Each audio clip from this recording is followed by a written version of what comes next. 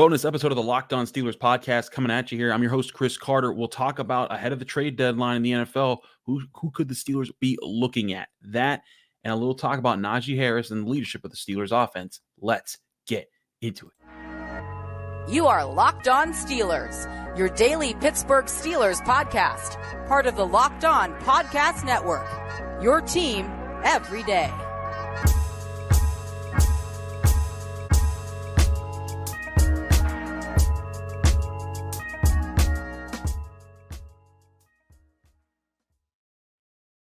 Hello, welcome to the Locked On Steelers podcast. I'm your host, Chris Carter, bringing you your daily dose of all things the Pittsburgh Steelers. As always, you can find the show on your favorite podcasting apps and on YouTube. Like this video if you enjoyed. Subscribe to this YouTube channel to get all of your daily Monday through Friday episodes, as well as our bonus content. Like this episode right here. We thank you for making us your first listen every day because we're your team every day. Now, full disclosure, as a reminder, as I said on the podcast, I am not in Pittsburgh. I'm not going to be able to be at the Steelers-Jaguars game because I have a wedding that I had planned to be at long before the schedule was announced for the season. So unfortunately, that just didn't work out. But I wanted to give you guys a bonus episode this weekend to talk about the NFL trade deadline because I realized I really didn't have time to really plug that in because we've been so focused on what the Steelers have been doing on the field and evaluating and Kenny Pickett and the defense and all these other things that I really didn't figure there was like a natural place for it in the week that we were evaluating things, talking to Mike Tomlin, talking to Kenny Pickett, talking to Najee Harris, all these guys. So I wanted to take some time to talk about that, and we're going to do that right here on the show. The trade deadline is Tuesday, 4 p.m., I think, and that's going to be the line. Now, the Steelers have needs, and I talked about on last Wednesday's Locked On NFL podcast with James Rapine of Locked On Bengals about who should be buyers and sellers. And one thing that James and I agreed on is that every team in the AFC North right now should be a buyer. Every team should be looking to acquire talent right now because all four AFC North teams are very much in the playoff hunt right now. And it's tricky to find big candidates that you should trade for the trade deadline because you don't know what other teams are doing. You're trying to figure out if other teams are selling. You're trying to figure out what's going on. And there's certain key things that I look for in players to see if they're going to be fit. It's like, if you remember, just as far as guys who could get acquired, like I was the one that said Miles Jack would probably be a Steelers signee before he was even cut by the Jaguars, stuff like that. Just things that I look for that just seem to fit what could happen realistically with the Steelers or just ideally with the Steelers. So we'll go into some of those needs here. Now, first off, let's talk about where the Steelers could add here. I know a lot of people are going to immediately say center because Mason Cole has been one of our lowest graded players of the team this year as far as starters, even though he graded well in this last game.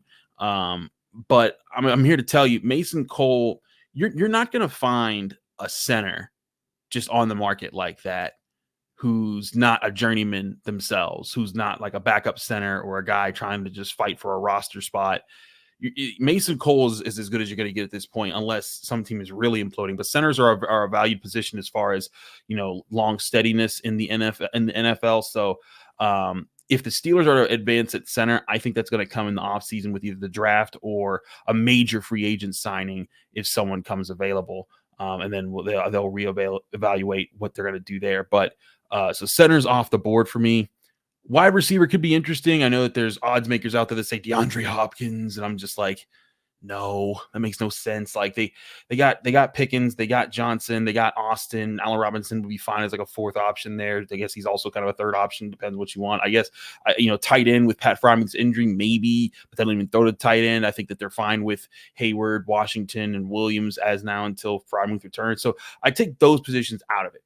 The two positions that sing out to me the loudest that could really be real additions are cornerback and safety, boosting this secondary, helping there, not just as far as guys who can help against the pass, but also guys who can help against the run. Because I think that that's the one little thing the Steelers are still trying to get better at is guys who are more willing to jump into the run game to help there and limit those kind of spots. So let's go over some options for cornerback and safety that I think could be either legitimate or ideal fits for the Steelers here. Now I'm going to get the obvious one out of the way at cornerback that everyone's wanted to talk about, and that's Pat Surtain II. Now, of course, Pat Surtain II, cornerback for the Broncos, really great, really good player, has the potential, I think, to become the best cornerback in the NFL, has all the traits, and there's a lot to like there. The Broncos, terrible start to the year. They've appeared to be sellers, so that could be something there. Maybe there is something that you look at there. Fine, sure, that could that could work. But here's the few things about Pat Surtain. One, it would take a lot to get him. And I think it would be worth to get him because I think that he is a long-term guy. You could pair him with Joey Porter Jr., and then you could have your pair of super corners for the future locked down and on your roster. You'd have to pay him soon because his rookie contract will be up soon. But, but I think Pat Surtain and Joey Porter Jr., that'd be a heck of a cornerback pair that would allow you to then go head-to-head with the Bengals every single week with Chase and Higgins, and that could be a lot of fun to watch. But that one's more of the ideal fit, but not the realistic fit. If you're the Broncos and you're rebuilding, the one thing you'd keep is your rookie contract super corner, because that's a guy that can be on your team for a decade and be a leader and do all the things. Granted, the Steelers, Pat Surtain, son of Patrick Surtain, a former NFL player, Steelers love that kind of stuff. If the Steelers were to make this move, they would have to give up a first, a third, and then probably another player or another pick in a future year. If they were able to make this move, I'd be all for it. I think that would be an Omar Khan savvy move. This would be a Minkah Fitzpatrick type of move that could really boost this secondary and really put it together. And something that I would consider from the Steelers. I just don't know if the Broncos will make him available. So that's why I'm not too big on that. But there's another guy who I do think could be more realistically available. And this wouldn't be a game changer the same way. Because that's the thing. If you're going to get a game changer like Pat Surtain, it's going to be moving heaven and earth to make sure that happens. We're talking about reasonable moves here in the trade deadline where teams who are selling are trying to offload guys who they don't want to pay because things haven't worked out the way. So one guy that's at the top of my list here is Jaylen Johnson, cornerback for the Chicago Bears, a guy who's about 6 feet long. He has 2 interceptions on the season, 1 pass breakup.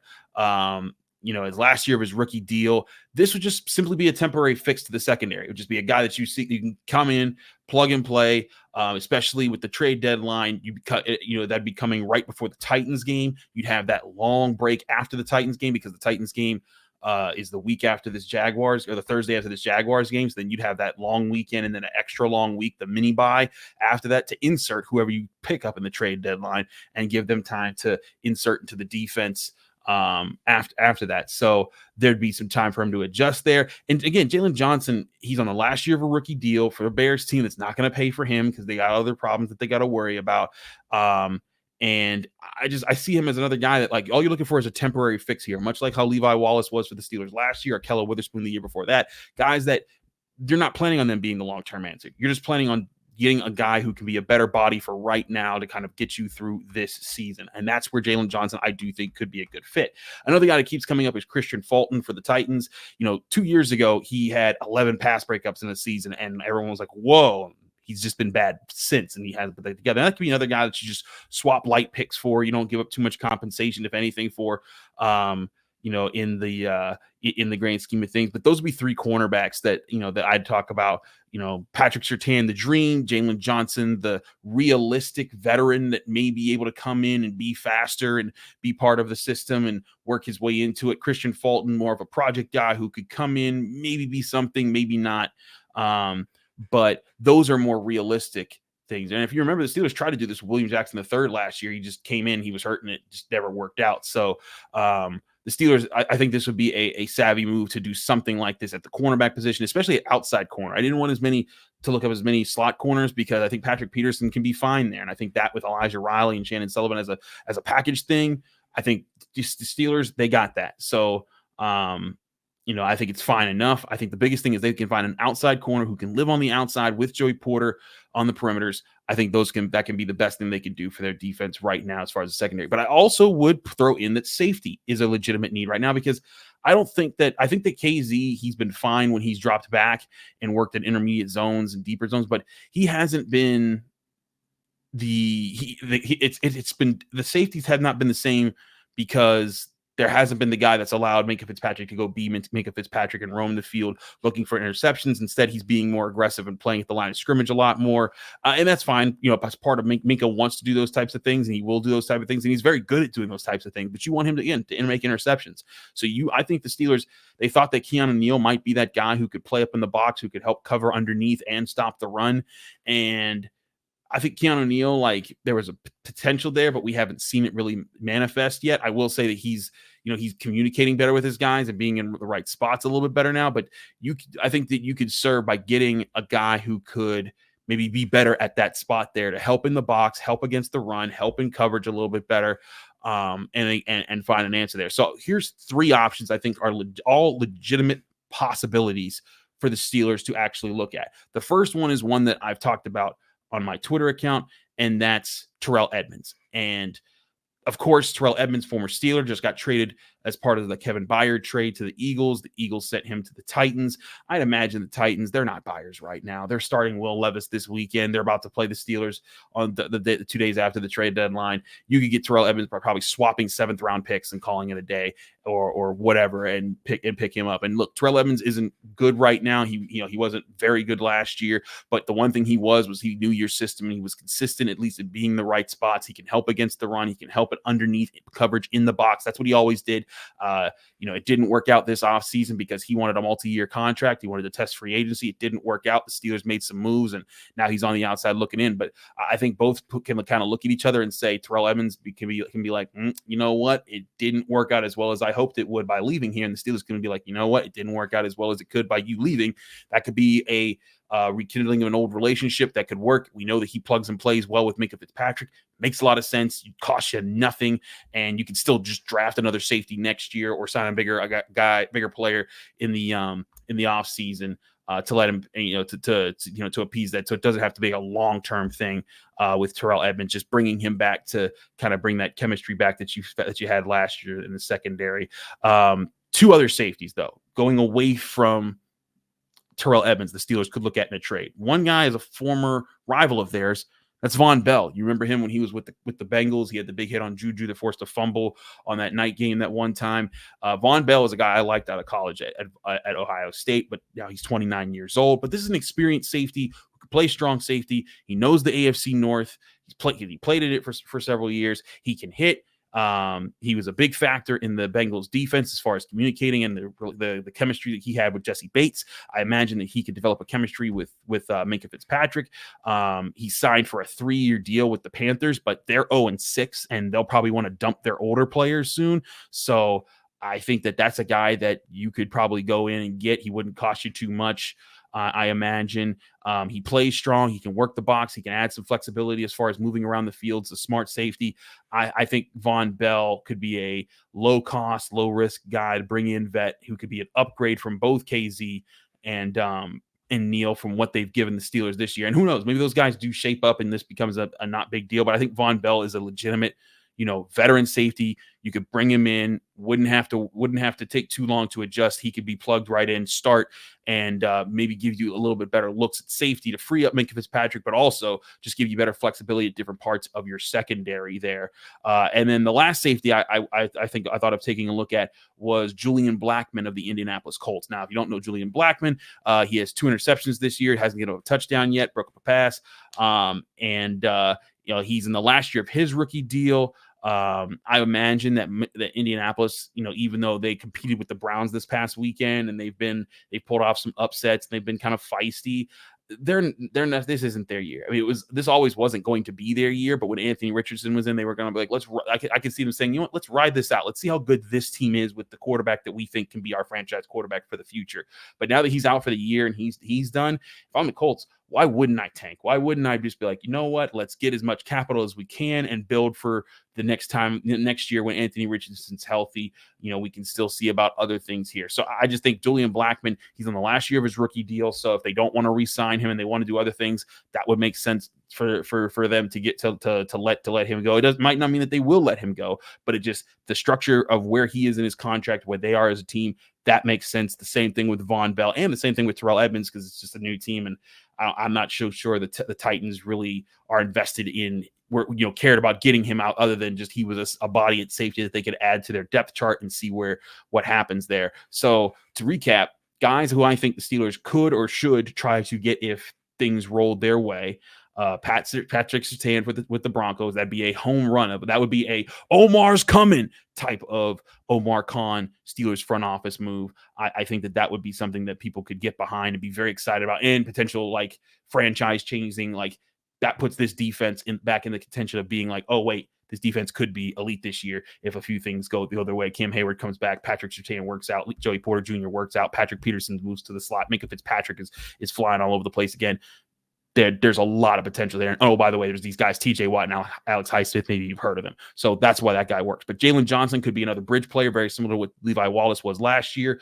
You put him in there, let him work. That could be fine. Then Christian Fulton, another guy that could come in and maybe give you like better reps than like James Pierre. And maybe if like things are just going bad with Levi Wallace, you just rotate him in and just see how things go. And then you kind of go back and forth between those players based off of who has the hot hand at cornerback. And then at safety, Terrell Edmunds knows the system, everything there that you like about him because you already know about that. Von Bell, a veteran who, you know, you could probably get for cheap from the Panthers because they're probably sellers right now at 0-6, and they're trying to figure out their future. And then Julian Blackmon, simply because of the Anthony Richardson injury, that the Colts might become sellers. And Julian Blackmon, a good athlete of a player who has some ball skills and has shown that he can be part of a good defense.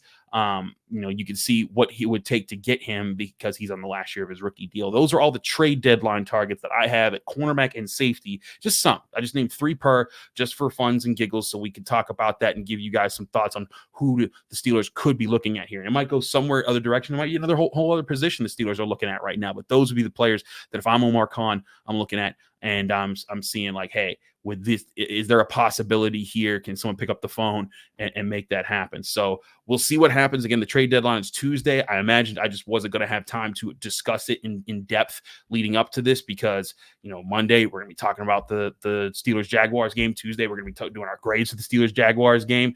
And then Wednesday we'll be going over what happened at the trade deadline, if nothing happened or if something happened. So wanted to give you guys a preview look there. But we're not done with this show yet. I still want to talk to you guys about Najee Harris and stuff that I saw this week, and stuff that I've seen over the past several weeks that has kind of impressed me, again, off the field about who he is and on the field as well. Just when I watch all 22 and I see things and why I think Steelers should not be giving up on this guy at all right now, despite whatever narratives have been spun about his value. We'll talk about that in a minute here on the Locked On Steelers podcast, the bonus episode here. I'm your host, Chris Carter. Stick with us. We still got a lot to discuss. But first, before we do that, I want to remind you the show is brought to you by Prize Picks. The most fun that you can have while winning up to 25 times your money during football season is Prize Picks, a daily fantasy sports game that you can play right now. While all you have to do is pick 2 to 6 players and guess more or less on their projected stats given to you by Prize Picks. It's that easy. All you're doing is picking 2 to 6 players. You're not picking a whole roster. You're not competing against thousands of people. You're just competing against Prize Picks. If they say, hey, TJ Watt's going to get half a sack, more or less, guess there. And if you guess correctly on more, you win. On that player, and then you assemble a player of a group of 2 to 6 players. See if you can get it. If you hit the right way, you can win up to 25 times your own money on Prize Picks. And Prize Picks has a reboot policy that allows your entries to stay in play even if one of your players gets injured. For example, in NFL games and college football 12-25 matchups, if you have a player that exits the game in the first half and then doesn't return in the second, that player gets rebooted so that you don't lose your chance to win there. Prize Picks is the only daily fantasy sports platform out there with injury insurance, and Prize Picks offers NFL, NBA, MLB, NHL, college sports, and so much more. Download the Prize Picks app or go to prizepicks.com to sign up and play daily fantasy sports. That's prizepicks.com/LockedOnNFL and use code LockedOnNFL for a first deposit match up to $100. That's prizepicks.com/LockedOnNFL. Use code LockedOnNFL for a first deposit match up to $100. We're also brought to you by Jace Medical. Jace Medical brings you the Jace case, which provides 5 life-saving antibiotics for emergency use. All it takes to get a Jace case is to fill out a simple online form, and in some cases, jump on a quick call with one of their board-certified physicians. Get ongoing care from their physicians on any treatment-related questions. Doctor-created, doctor-recommended. Don't be caught unprepared in emergencies. Everyone should be empowered to care for themselves and their loved ones during the unexpected. Jace handles everything with care from online evaluation to licensed pharmacy medication delivery and ongoing consultation and care. Jace Medical is simple. You go online, fill out a form, and then you get prescription life-saving medications delivered right to your door. The Jace case gives you peace of mind so that you are not just hoping that you have access to medication in an emergency. Jace Medical makes sure that you have the medication in hand. Save more than $360 by getting these life-saving antibiotics with Jace Medical, plus an additional $20 off by using our code LOCKEDON at checkout at jacemedical.com. That's JASE medical.com.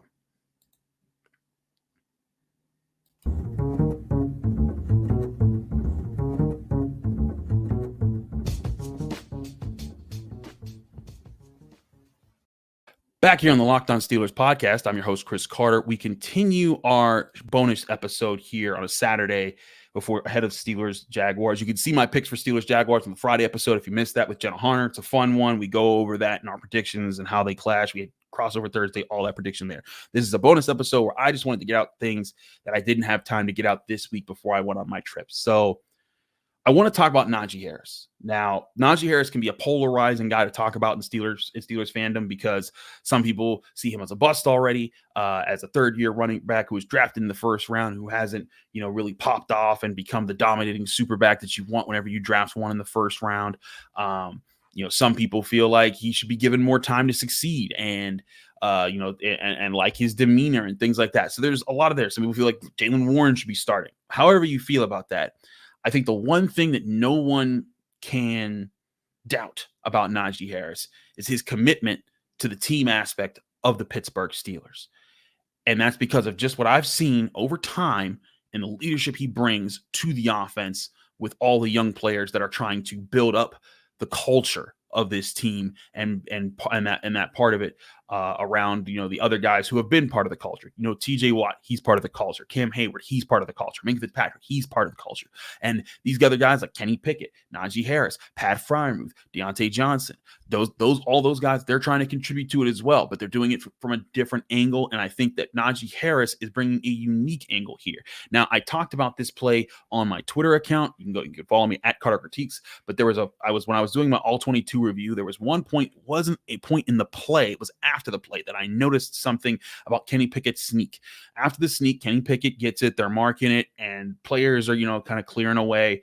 While that's happening, Chuks Okorafor is getting into it with Young, one of the defensive tackles for the Rams, and they're kind of jawing back and forth. They got their hands on each other. It's getting extra. Now, this is already after Deontay Johnson just got hit with a taunting penalty. George Pickens has been hit with a taunting penalty. He's also been hit with the illegal blindside block. Penalties have been killing the Steelers in this game. So you see these two guys picking at each other, and then from the other side of the screen, you didn't even see him coming. He just runs in, and you see Najee Harris just get in between them, and he just breaks them up, make sure that no one's touching anybody, and then you see him. You see him kind of just get in between Chuks, put his arm up to Chuks, and be like, "Hey, just relax."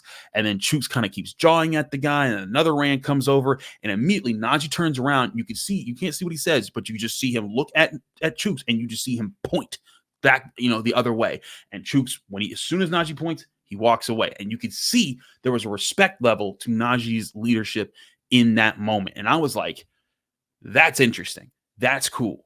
That shows respect from a guy. And Chuks is one of the elder statesmen of the offense. Technically, he's been around for so long. I think he's one of the highest paid players on the team. And even though he's not, that hasn't been that great this year, he's been, solid and okay, like Chuks has always been. But for him to show that deference to Najee Harris in that situation, I thought showed the leadership that Najee Harris carries with him, and more of the stuff that I read about and I saw about him in Alabama and how his people followed him, and more of the stuff that we talked about on this show when he was the guy who came out after the Texans lost and said, "We cannot be soft." We talked about that here on this episode, and I thought that was. I was like, if they get behind that, if guys get behind that and follow his lead, that can lead to something. The Ravens game, second half of that game, they got a little bit more physical. They were able to run the ball a little bit, led to some more success. Kenny Pickett gets the fourth quarter touchdown.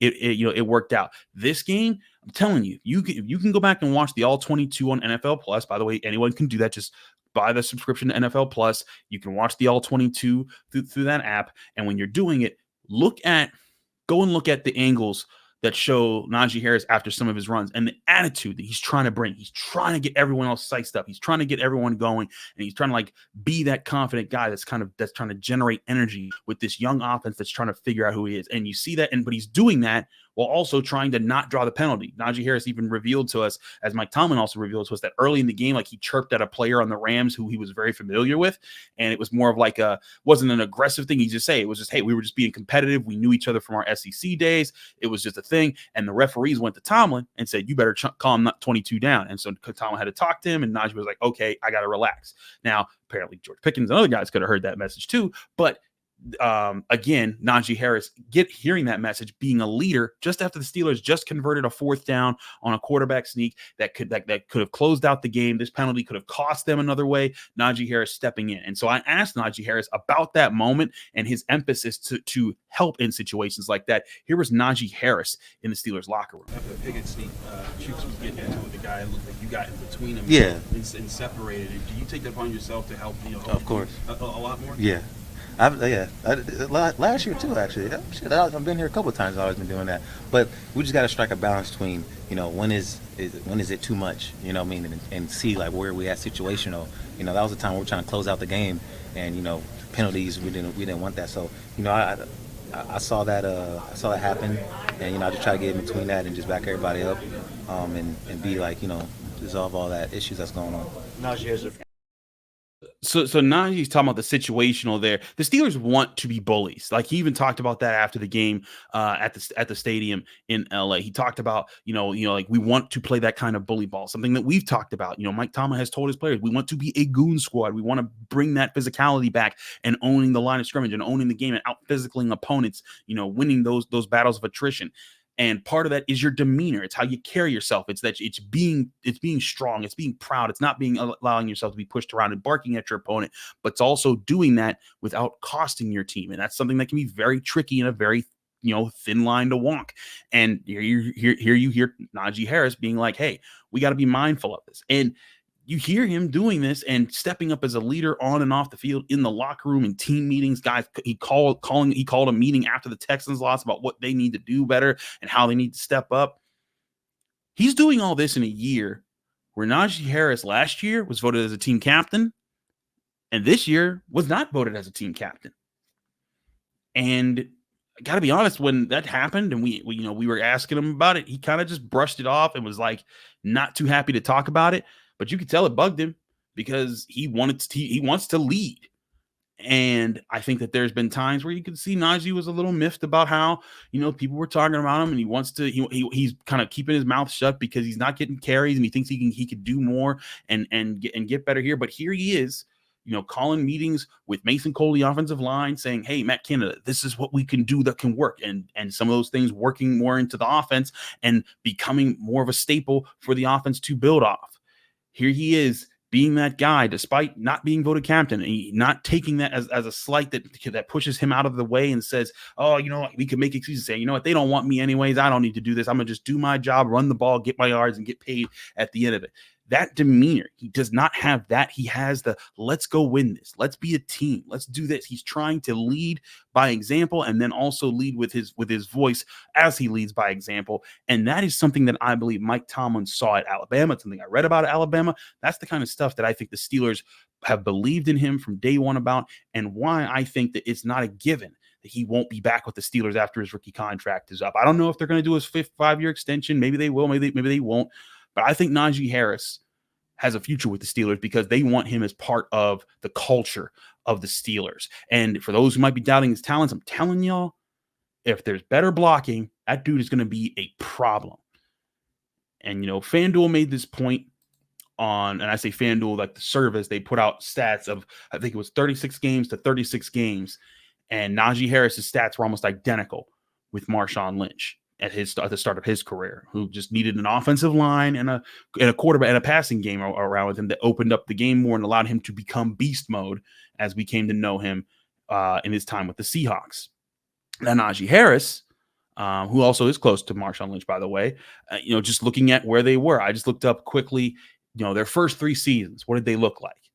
And through 41 games for Marshawn Lynch and 40 games for Najee Harris, Najee Harris had about 6 more carries. Marshawn Lynch had a few more yards. They both averaged right around 4 yards per carry. Marshawn Lynch had about 2 more rushing touchdowns. Najee Harris had about, the same amount of receiving yards more than Marshawn Lynch had more rushing yards than him. Najee Harris had 5 more receiving touchdowns. Their numbers were so close. You look at their numbers, it's so crazy how identical they are to these parts of their careers. And I'm not saying that Najee Harris is going to turn to beast mode and be all that. But I'm telling you, the things that I see from him, you saw that second down play at the goal line when he catches it. It's a flat pass at the last second that Kenny Pickett throws him. He catches it, bobbles it, dodges the guy, tiptoes the sideline, jumps over a guy, gets the ball down to the one that sets up Kenny Pickett's sneak. If Najee Harris gets an offensive line that can get a consistent push, the way Le'Veon Bell had in the mid-2010s, and if he can get an offensive passing game doesn't have to be top 5 or even top 10, if it's just upper half of the league, just decent, you create a balance in this offense that means the defenses won't be able to just look at him and focus on him. And the Steelers have even talked about that and how defenses are focusing on stopping the run and taking away that, and they have to get guys out of that, and having Deontay Johnson on the field is forcing that. There were more times in the Rams game where they had six-man boxes because they were so worried about Johnson on this side and Pickens on that side, and then maybe like Calvin Austin in the slot. And they're like, we can't box up because then we're giving one-on-ones to a speed guy and 2 number 1 guys who could kill us. And that's where I think the real things of the Steelers offense can develop. And I'm not saying it's just going to develop in the Jaguars game, but I think over time, Najee Harris is going to get more opportunities to take over. Derrick Henry, it took until about late his 3rd year before he started to become King Henry, and it was his 4th year when he just blew up, and everyone was like, "Oh, so that guy was, the superstar running back that we thought he was coming out of Alabama." Funny, I think that could be said by Najee Harris. Not in the same way. He doesn't have the breakout speed that Derrick Henry is, but I think Najee Harris can still be a star running back for the Steelers in the coming future, and beyond just the star part, I think he could be a leader in the Steelers. That's why they drafted him. I firmly believe, I had this theory way back in 2017 when the Steelers were playing, and I was like, man, they need to lock up Le'Veon Bell because Ben's probably got like another 2 years left, and you're going to want Le'Veon Bell, if he can stick around and be that guy for about 4 more years. You have a running back that knows the system, that knows how to be physical, that knows how to lead and be that guy in a system offense. And when you draft your new quarterback, whoever that would be at the time, it would be much like how Jerome Bettis was kind of like that guide for Ben Roethlisberger in the mid-2000s. Have a guy that can say like, hey, look, this is what the offense does. But as we all know, Le'Veon Bell went crazy, didn't want to take the money the Steelers were offering him, went to the Jets, got out of shape, didn't do well. He's out of the league. So they ended up drafting Najee Harris. And what happened was the reverse. It was Ben Roethlisberger being that guy for Najee Harris. And Ben Roethlisberger, he said several times how he was trying to be there for Najee Harris and try to help him learn how to be a leader, talk to him in that way. And Najee Harris was very receptive of that. And I thought there was a bit of an interesting contrast to the beginning of Ben's career with Jerome Bettis and the end of Ben's career with Najee Harris. And then Najee Harris in that situation, I thought that was a really cool thing that Ben Roethlisberger was doing. And you could see it. You could see the consistent effort from Ben Roethlisberger to talk like that to Najee Harris and to instill in him, because he knew was like, I got 1 more year of this, I'm done. And I think that's where Najee Harris, he came in, and in his 2nd year, say what you want about stats and everything, with a messed up offensive line, with an offense that really didn't have an identity and any consistent presence that allowed him to take over. He's always getting hit in the backfield. Najee Harris gives his 100%. He's dealt with injuries. He's dealt with a lot of things. I think that his leadership, his presence on this Steelers team cannot be overstated for what it is right now. I think it's being very underrated as far as where he is, as far as leadership and the potential for this team to rise and him to be right in the core of why they rise, not just on the field, but off the field and with the culture that they have. We'll have our reaction to the Steelers game tomorrow night after the game. Remember, I'm out of town, so I'm not going to be able to give my normal quick reactions and give my full locker room talks and everything, but I will do my best to be following the game and then giving you guys my post-game reaction. Excuse me. I apparently am short on water here. That's why I'm coughing up here. But I'll give you guys as much as I can. I just hope that you guys enjoyed this bonus content with the trade deadline talk and just something else I saw about Najee Harris that I didn't think was important enough to put in and take over an entire show during the week, but something I felt like this should be talked about, and it probably will be talked about again if he becomes the guy that I think he will become for the Steelers. Thanks again for checking out the Locked On Steelers podcast, this bonus episode. I'm your host, Chris Carter. Check us out again after the Steelers-Jaguars game. We'll have more to come right here on the Locked On Steelers podcast.